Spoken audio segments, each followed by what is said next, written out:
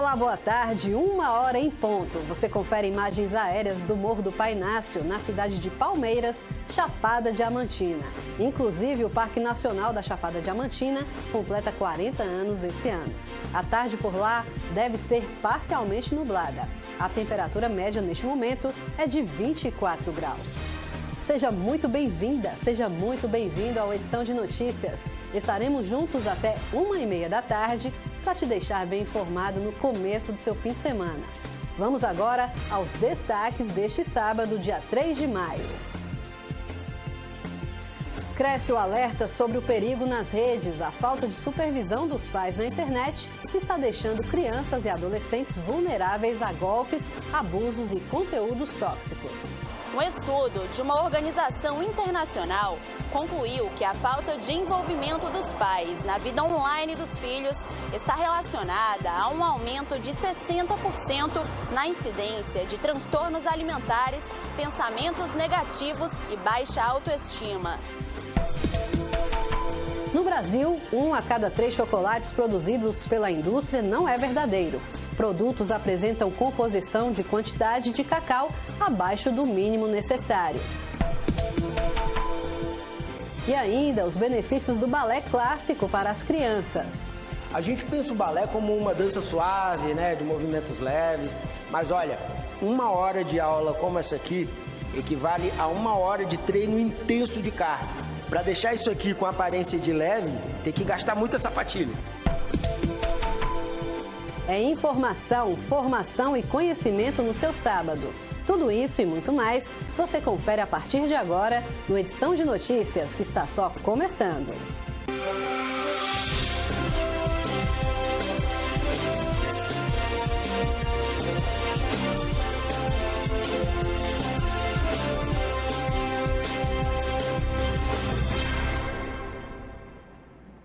Um ótimo sábado para você que nos acompanha. Nós abrimos o Edição de Notícias deste sábado falando de internet. A falta de supervisão dos pais na internet está deixando crianças e adolescentes vulneráveis a golpes, abusos e conteúdos tóxicos, gerando assim um abandono digital. Saiba mais na reportagem de Thaís Patês. No Brasil, 93% das crianças e adolescentes entre 9 e 17 anos acessam a internet. Uma conexão que muitas vezes não é supervisionada por pais ou responsáveis, o que facilita a exposição desses jovens aos perigos do mundo virtual. É o responsável legal que estabelece as regras de utilização do ambiente digital. Quando ele não estabelece, você deixa esse sujeito que ainda está em formação em um espaço altamente vulnerável e com condições para violação de direitos. Quando você está utilizando esse espaço digital, ele tem que ser supervisionado. Muito mais quando se diz criança, e no que se diz adolescente, esse é um espaço supervisionado, mas ao mesmo tempo você dá uma certa autonomia. Para que isso aconteça, é preciso conversar, entender que espaço é esse, quais são as regras para utilizar. A negligência na supervisão digital não só expõe crianças e adolescentes a riscos imediatos, como também pode afetar o desenvolvimento emocional e social a longo prazo. Um estudo de uma organização internacional concluiu que a falta de envolvimento dos pais na vida online dos filhos está relacionada a um aumento de 60% na incidência de transtornos alimentares, pensamentos negativos e baixa autoestima, devido à exposição a conteúdos prejudiciais. Também há uma preocupação crescente com a influência de conteúdos que podem moldar pensamentos e comportamentos de forma negativa, como a cultura incel, que promove ideias de ódio contra mulheres e contra a sociedade e pode ser disseminada em fóruns masculinos e nas redes sociais, levando a uma visão distorcida de relacionamentos e da autoestima. Entre o público feminino, casos mais comuns estão associados a padrões irreais de beleza e distúrbios de imagem. Nesse espaço digital, você tem grupos que propagam a violência, você tem exploração sexual, que incita a violência contra o outro e contra a si mesmo. Você permite que esse sujeito tenha acesso a conteúdos que não são verdadeiros e a propagação de conteúdos que também não são verdadeiros. Destrói todo o senso crítico. Esse senso crítico de utilização e acesso a conteúdo, isso é desenvolvido entre o diálogo entre o responsável legal, a criança e o adolescente. Antes de utilizar o espaço digital, você tem que conversar, você tem que monitorar. De preferência, no caso da criança, que esse espaço de utilização seja num espaço comum de casa, que ao mesmo tempo que ele acessa, você monitora o que ele está acessando. Estabelecer limites e promover um diálogo aberto são passos importantes na proteção virtual dos jovens. Na casa do professor Francis José, as atividades online dos filhos sempre foram supervisionadas. Muito importante, né, nesse tempo que a gente está vivendo, essa velocidade toda digital, a gente exercer com muita propriedade aquilo que é inerente aos pais, né, que é educar, cuidar e proteger os filhos. Então, acho que não é diferente de outro tempo, né, a gente precisa ter isso no contexto digital. E é uma questão muito do acompanhamento. Eu acho que todos os pais, todos nós que estamos envolvidos com isso no dia a dia, sobretudo nessa missão de educar, a gente precisa muito acompanhar. Acompanhar para que esse acompanhamento, ele exerça o que eu comentei agora, né? O cuidado, a proteção, a orientação e, sobretudo, para que essa criança, esse jovem, ele possa entender o que está acontecendo no mundo digital, que é muito mais complexo do que aparentemente possa se parecer para todos nós. A filha, Maria Fernanda, avalia que esse cuidado dos pais foi fundamental, gerando uma confiança mútua. E à medida que eu fui crescendo, meus colegas foram ganhando mais liberdade de ter um celular, de ter redes sociais, perfis, essas coisas assim. E eu não tive, eu fiquei um pouco me sentindo deslocada, mas quando eu ganhei meu celular, eu fiquei muito feliz. Mas mesmo assim, que foi o celular que eu ganhei foi tipo bem depois dos meus colegas, aos 14 anos, meus pais desde o início mostravam pra mim como eu devia fazer esse uso de uma maneira que fosse boa pra mim, de que não me expor adequadamente à minha idade. E eu acho que é isso, foi uma relação bem saudável. Inclusive, essa relação saudável que eles construíram comigo quando eu era mais nova refletiu muito na minha relação com a internet e com redes sociais no geral hoje. É possível, sim, usar a internet de forma segura. Primeiro, monitorar que conteúdo está sendo acessado, se for o caso, estabelecer regras de conteúdos que se possam fazer isso, com que grupos eles estão conversando, sobre o que estão conversando, abrir um espaço dentro de casa de diálogo. Se esse genitor, se esse responsável legal percebe uma mudança de comportamento desse indivíduo, dialogue com ele. Se ele está recebendo conteúdos de ameaça, faça uma denúncia na plataforma para que seja removido o conteúdo que está agredindo, ou procure o conselho tutelar do seu município ou uma delegacia no caso de um crime de ameaça.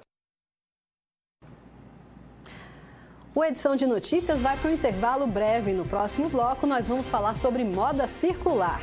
E ainda, cresce a comercialização de chocolates falsos no mercado brasileiro.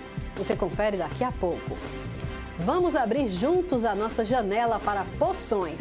O sábado por lá vai ser nublado. As temperaturas variam entre 17 e 23 graus. Não saia daí. O Edição de Notícias volta já já.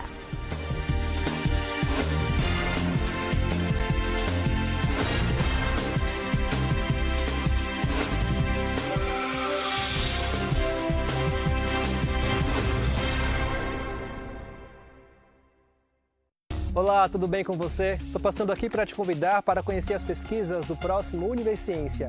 Pesquisadores da Universidade Estadual de Feira de Santana estudam de que forma os valores da cesta básica influenciam nos salários e na renda dos trabalhadores.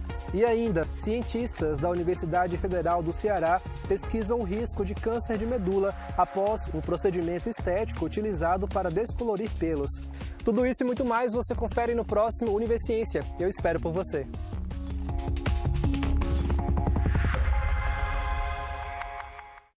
De segunda a sexta estarei com vocês no Repórter Brasil Tarde. 12:45 destaques de todo o Brasil e do mundo em uma linguagem clara, com entrevistas, análises e prestação de serviço para você. Jornalismo público, de qualidade, responsável e atual. Espero você no Repórter Brasil Tarde, aqui na TV Brasil, a tela da gente.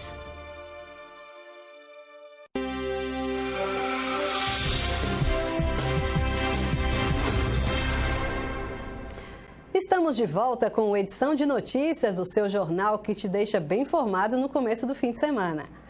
Você já ouviu falar sobre o conceito de moda circular? Essa proposta está diretamente ligada à economia, mais especialmente à sustentabilidade. A ideia propõe uma mudança no consumo de roupas e acessórios por meio da reutilização ou reciclagem, minimizando os impactos socioambientais causados pelo desperdício e o descarte de materiais. Acompanhe agora na matéria de Thaís Patês. No imenso deserto chileno do Atacama, quase 40 toneladas de roupas são descartadas todos os anos. É o famoso cemitério da moda, com produtos de marcas famosas que vêm da América do Norte, da Ásia e da Europa. Um retrato do impacto ambiental causado pela indústria têxtil e pelo chamado fast fashion, um modelo de negócio concentrado na grande produção de peças em tempo recorde, em resposta às tendências atuais.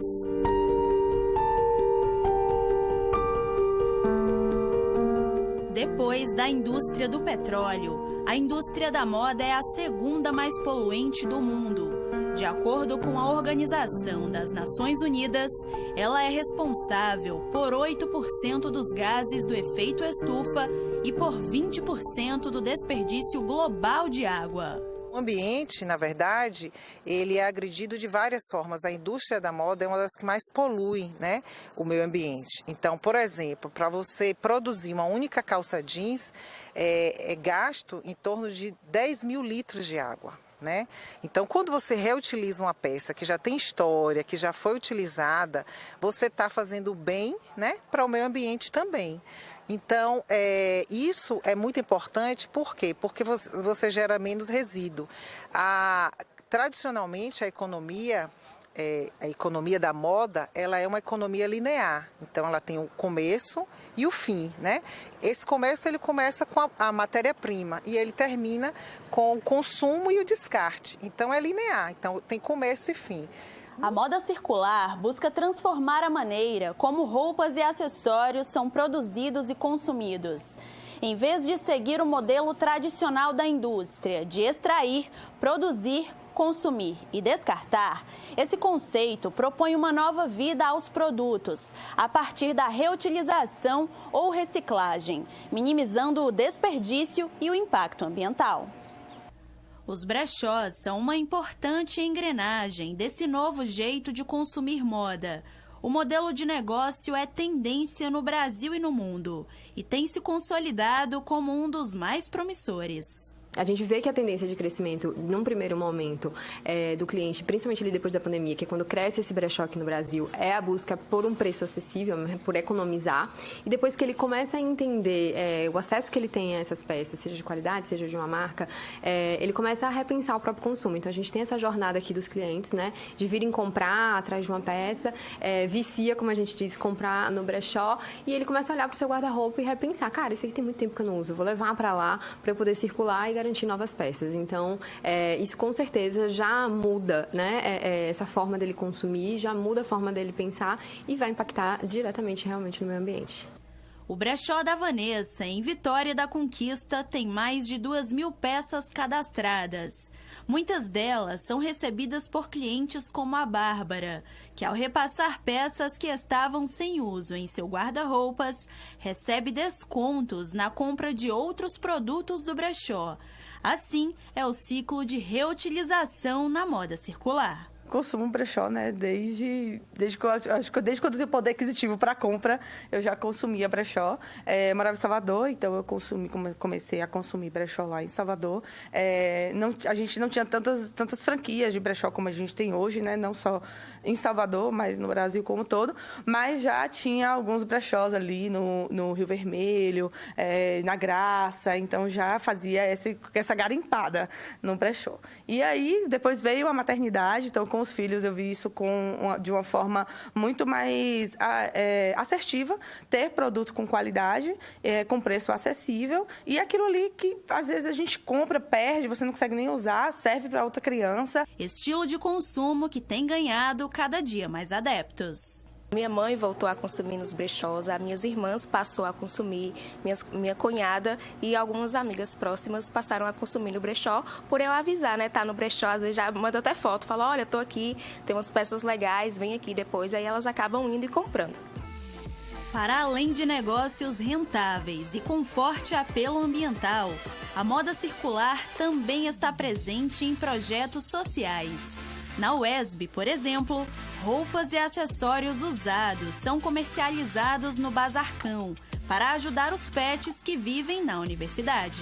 A gente recebe roupas, né, que já foram de algumas pessoas que já usaram. Algumas roupas, inclusive, que foram doadas sem nunca ter sido usadas, roupas com etiquetas, né? Então, as pessoas já trabalham aí o desapego. E essas roupas, elas são vendidas, né, a preços muito baratinhos, né, para ajudar os animais, né? Então, essa é a nossa causa, né, principal que moveu o Bazarcão. Mas a moda circular, ela está na reutilização das peças, né? Então, quando você adquire uma peça de um bazar, de um brechó, você está reutilizando uma peça e você está, com isso, causando menos impacto ao meio ambiente. De que forma? Você evita uma maior produção, né? Você evita um desperdício. O brasileiro consome, em média, aproximadamente 4 quilos de chocolate por ano. E esse consumo tem crescido gradativamente, mas também tem crescido a comercialização de falsos chocolates, ou seja, produtos que não possuem a quantidade mínima de cacau necessária para serem considerados chocolate. Saiba mais na matéria de Luiz Salviato. Para muita gente, esta sessão é parada obrigatória no supermercado. Chegou no supermercado, veio direto na sessão de chocolate? Foi, sim. A Letinha gosta de chocolate. Aí agora o difícil é escolher, né, com ela? É escolher, Ela quer levar o chocolate todo do mercado. Mas cuidado para você não levar chocolate falso para casa, hein? Passando o olho na prateleira do supermercado, a gente logo encontra. Tá aqui, olha. Um biscoito recheado, sabor chocolate ao leite. Vamos dar uma olhadinha nos ingredientes. Tem açúcar, gordura vegetal, leite em pó, leite desnatado, emulsificantes, entre vários outros itens, além do cacau em pó. Mas e aí? Será que é um chocolate de verdade ou não? Quem vai dar o veredito pra gente é a nutricionista Naira Nolasco. E então, é ou não é verdadeiro? Não, não é chocolate, pelo seguinte motivo. É importante ter o hábito de ler o rótulo dos alimentos, então a partir desse rótulo, desse produto industrializado, a gente consegue perceber que o primeiro ingrediente é açúcar, né? Tem o próprio açúcar e gordura vegetal. Ou seja, este alimento ele já significa que é um alimento sabor chocolate, mas não é o chocolate verdadeiro. Então é diferente de você consumir um chocolate 50%, 70% cacau de verdade. Então, como ele tem os 3 primeiros ingredientes, açúcar, gordura vegetal, maltodextrina, ele já não é considerado um chocolate verdadeiro. Ele é, então, um alimento industrializado com sabor chocolate, um ultraprocessado. E a embalagem indica ainda a presença de aromatizante sintético idêntico ao natural. Tá bem ali, olha, em letrinhas miúdas. Quer dizer, tem cor de chocolate, cheiro de chocolate, mas não é chocolate. Mas o que define se o chocolate é verdadeiro ou falso, doutora? O chocolate verdadeiro, ele tem como base a pasta do cacau, né? Ele tem como base a pasta do cacau em pó, nós temos também a manteiga do cacau e nós temos o próprio cacau ali como na primeira lista de ingredientes. Então, é importante ter o hábito de ler o rótulo dos alimentos, de qualquer alimento, não só do chocolate, né? Então, o primeiro ingrediente é o que mais contém no produto. Se eu pego esse produto e vou identificar que lá tem manteiga de cacau, cacau em pó, eu já entendo que pelo menos uns 50% ali, ou um pouquinho a mais, a minha base é chocolate. Então eu já posso dar uma confiabilidade maior nesse produto, né? E quanto menos também aditivos, conservantes estiver dentro do produto, a gente também tem mais confiabilidade, porque o que eu quero estar consumindo ali é basicamente quase só que a manteiga de cacau, só o cacau em pó de verdade, para a gente poder realmente ter os benefícios desse alimento. Então, quanto menos conservantes e menos açúcar também ali dentro, né, a gente vai ter um maior benefício para a saúde. Lembrando que quanto mais cacau tiver o chocolate, maiores serão os benefícios para a sua saúde. Com moderação, o chocolate verdadeiro harmoniza bem com tudo, até mesmo com a sua dieta. É interessante colocar o doce ou o chocolate sempre após o almoço, normalmente, né? Porque nós temos uma curva glicêmica, né? Existe um pico glicêmico ali no horário do almoço que a gente pode estar aproveitando esse pico glicêmico justamente para colocar um doce, que poderia ser o chocolate, né? Mas um chocolate verdadeiro, chocolate 50%, 70% cacau, um tablete normalmente pequenininho, um quadradinho, né? Associado ali pós-refeição como sobremesa. E aproveitando esse pico aí de glicemia, ele tem os seus benefícios, né? O cacau em pó, ele tem diversos benefícios, que ele atua aí também em mulheres, principalmente no período da TPM, que não é o açúcar em si, mas os próprios flavonoides que vêm do cacau em pó, a vitamina E e ótimos antioxidantes também que a gente utiliza até como cardioprotetor, né? Inclusive o cacau em pó, o chocolate, ele pode entrar aí como alimento cardioprotetor, prevenindo doenças com cardiovasculares. A família do Cícero está sempre de olho no rótulo para não cair em armadilha e levar para casa o melhor chocolate. A gente observa não só a quantidade de cacau, mas também todos os ingredientes que vai naquele produto que a gente consome. Eu, por consumir já um chocolate de 70%, 80%, eu já tenho essa preocupação. E por que isso é importante para você? Por causa da qualidade do produto, né? Quanto maior o percentual de cacau, mais verdadeiro é o chocolate, digamos assim, numa linguagem mais popular. E também traz os benefícios para a saúde. Quanto menor a quantidade de cacau, aí já traz alguns malefícios, porque já entra mais gordura hidrogenada, o produto já tem mais mistura, né? No próximo bloco, vamos falar sobre balé clássico e os benefícios da dança para as crianças. É um instante só. E agora vamos abrir a nossa janela para ver como está o tempo aqui em Vitória da Conquista. O friozinho chegou. As temperaturas oscilam entre os 16 e 22 graus. Vamos para o intervalo, que é bem rapidinho, você já sabe. O Edição de Notícias volta já já.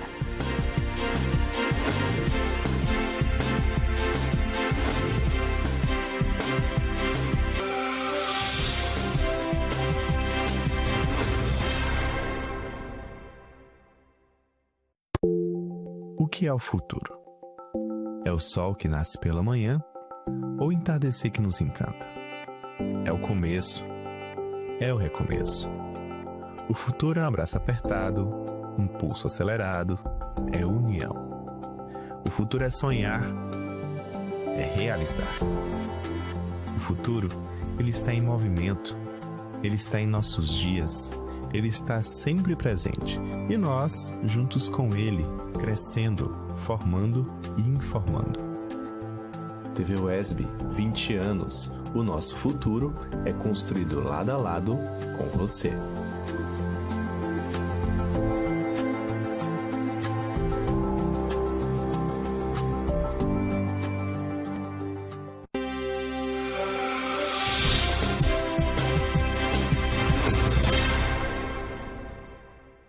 Além de relaxar e liberar endorfina, a dança é uma atividade que faz bem não apenas para o corpo, mas também para a mente. E isso vale para pessoas de qualquer fase da vida. Na infância, o balé clássico pode promover diversos benefícios para as crianças, como a melhora da autoestima e o alívio do estresse. A matéria é de Luiz Salviato. No palco, a fantasia se torna realidade. Não é apenas uma dança. Por trás de uma cena de balé profissional, há também sensibilidade musical, figurinos elaborados e uma história sendo contada, com começo, meio e fim.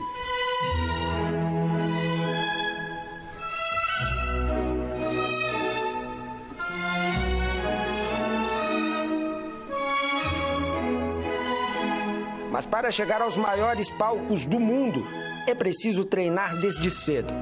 Pode parecer um sonho de criança, mas o balé infantil é muito mais do que isso. Benefícios do balé para criança pequena são, assim, gigantescos, principalmente porque aprende a desenvolver a coordenação motora fina, aprende a desenvolver questão de senso de direção, né, já desde muito novo, musicalidade, a expressar as emoções também, né, porque a gente trata sempre o balé infantil para você descobrir como você representar, como você expressar os sentimentos através da dança. Então, para a criança pequena, normalmente tem tantos benefícios assim que a gente não consegue nem mensurar a quantidade, assim, sabe? A professora Tairine deu os primeiros passos no balé quando tinha apenas 4 anos, mais ou menos a mesma idade em que a Maria começou a dançar. A Maria tem 12 anos, mas ela já é uma veterana no balé, né? Você começou quando? Eu comecei com 3 anos de idade e depois fui parando em 2 meses por causa da pandemia, essas coisas. Mas eu sou muito apaixonada por balé e sempre vou ser apaixonada. Todas por aqui sonham pelo dia em que poderão, enfim, calçar as sapatilhas de ponta. O calçado, que se tornou símbolo da dança, exige demais dos pés das bailarinas e só são indicados a partir dos 11 anos. Para ter uma ideia, uma profissional chega a suportar na ponta da sapatilha até 3 vezes o peso do próprio corpo. A gente pensa o balé como uma dança suave, né, de movimentos leves, mas olha, 1 hora de aula como essa aqui equivale a 1 hora de treino intenso de cardio. E não é só isso não, tem a força também, né, professora? Para deixar isso aqui com aparência de leve, tem que gastar muita sapatilha. É exatamente isso. Normalmente a gente costuma fazer os ensaios e os treinos que precisa de muita força das pernas para sustentar uma perna alta, bonita que a gente vê, para aparentar que a gente não está fazendo força nenhuma, mas na hora dos ensaios, na hora das aulas, todo mundo sua.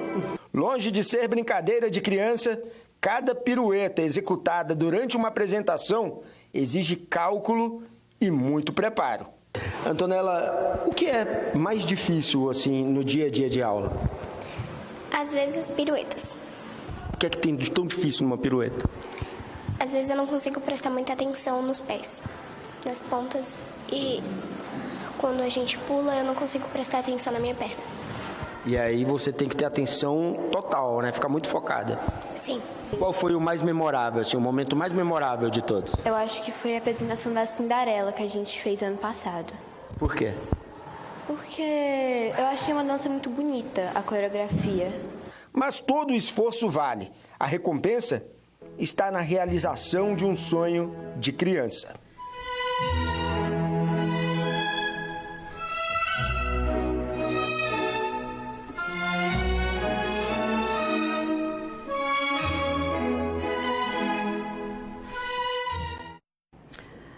Infelizmente, o Edição de Notícias está ficando por aqui. Se você quiser rever as nossas reportagens, acesse o nosso canal no YouTube.